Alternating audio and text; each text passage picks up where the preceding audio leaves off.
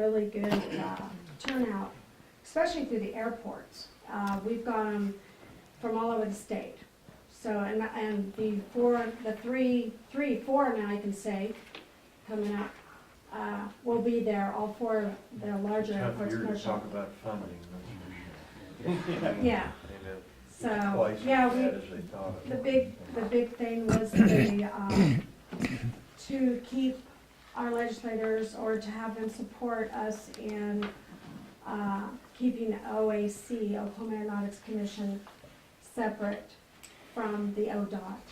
There's been some talk about combining them again. They haven't been together since 2002, so, but that's, and I'll report on that next month. I'll give you guys a little bit of that next month, you know, more about that and why we want that, and why we want to keep it the way we want it. We don't want to share the money we've been getting with ODOT, basically, and that's not a good way to put it, but, yeah, I'll report on that next month to you guys after I attend it. And,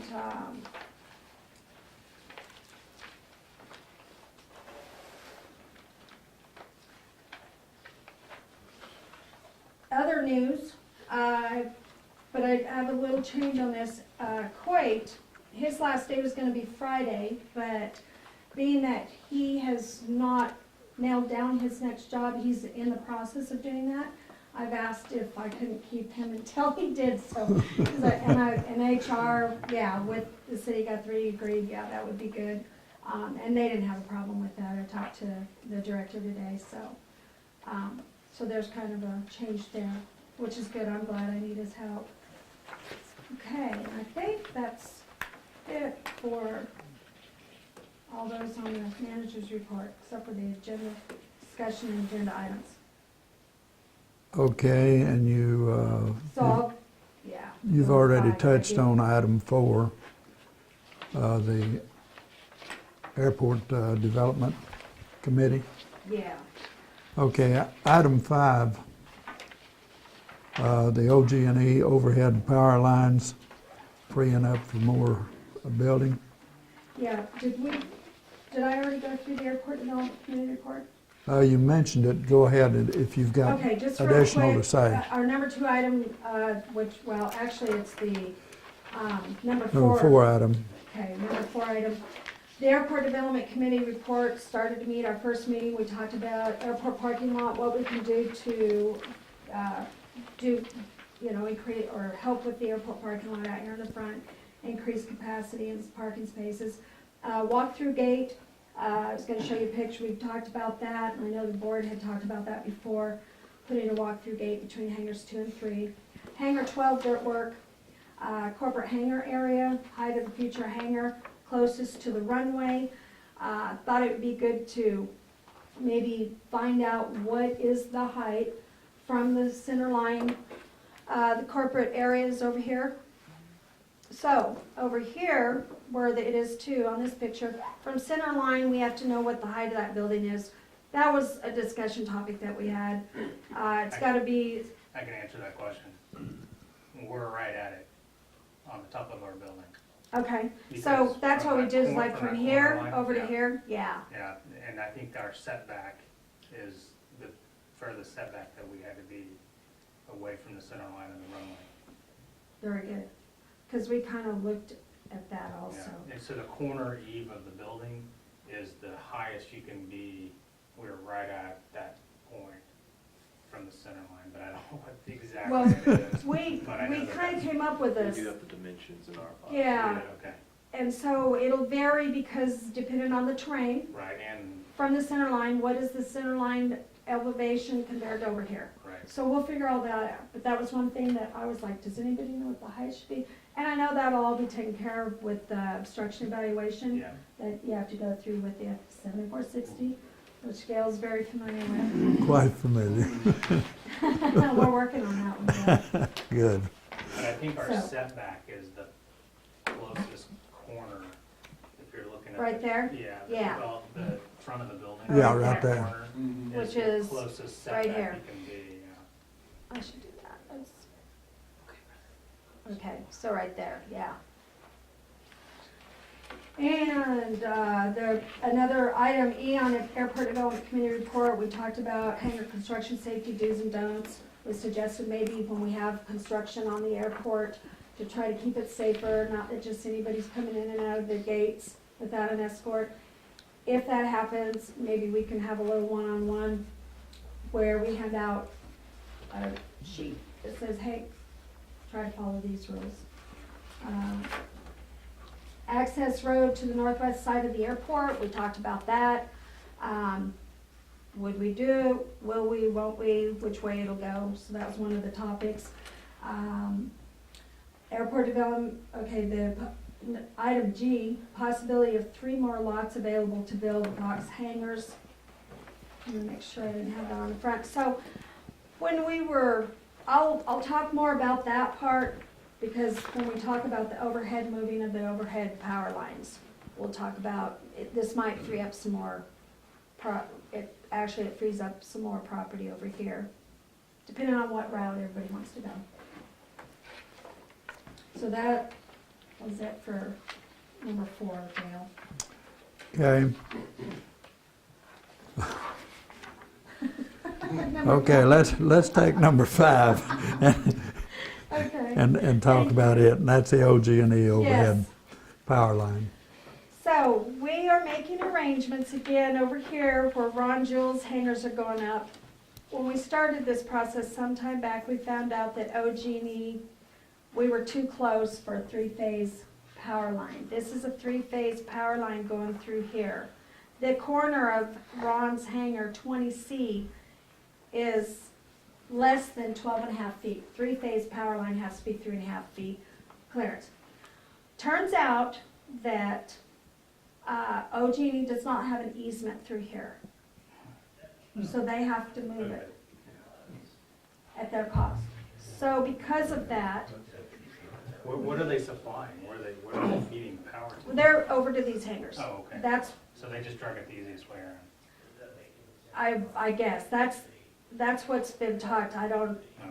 that's what he said when he was here several months ago, the guy that I talked with from OG&E. So they come across here, go right here, and then right through here. So they are far enough from this hangar. So if we're having to move those hangars or move the overhead power line, why not have them move it far enough from being able to build maybe 2 more hangars right here? It's just a thought. So we put a stake out here, even with Ron Jules. And this was one thing that was talked about with the airport committee meeting that we had, our future hangar development meeting. So we put a stake out here for OG&E to see that they need to move those lines out here farther.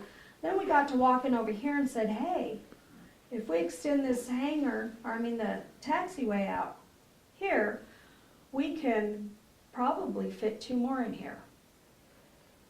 But have them move it out far enough for that possibility, whether that's the route we want to go or not.